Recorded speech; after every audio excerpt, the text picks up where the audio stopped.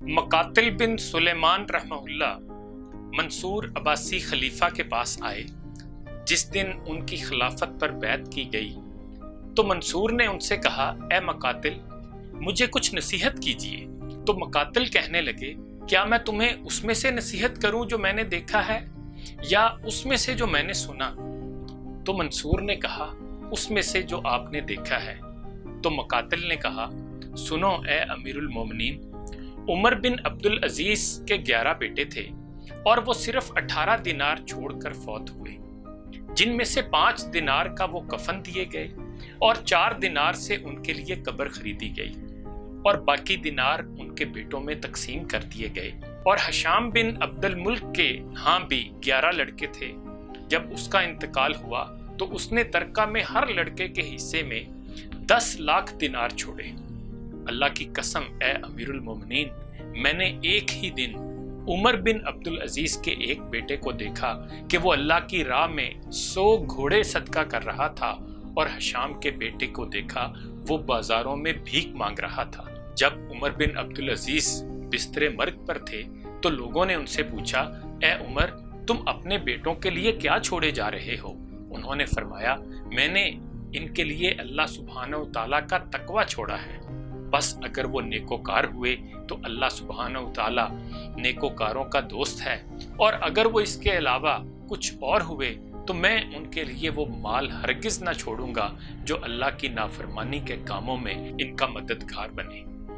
ये बहुत काबिले गौर बात है कि अमूमन लोग माल जमा करने के लिए सख्त मेहनत और मुशक्कत करते हैं और अपनी औलाद का मुस्तकबिल महफूज करने के लिए बड़े पैमाने पर कोशिशें करते हैं, क्योंकि वो ये समझते हैं कि उनकी मौत के बाद उनकी औलाद के पास माल होगा तो ही वो खुशहाल रहेंगे और अमन में होंगे, जबकि वो इससे ज्यादा बड़े अमान जो कि अल्लाह का तकवा है इससे गाफिल रहते हैं और अपनी औलाद को तकवा का तोशा नहीं देते।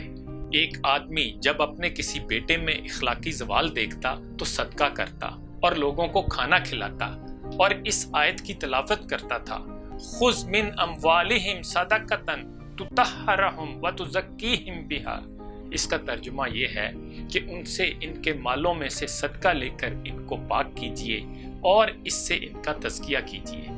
और दुआ करता कि ए अल्लाह, मेरा ये सदका इसलिए है कि मेरे बेटे का इखलाकी तज़किया हो जाए, क्योंकि इसका ये बगाड़ मुझ पर इसकी जिस्मानी बीमारी से ज़्यादा भारी है।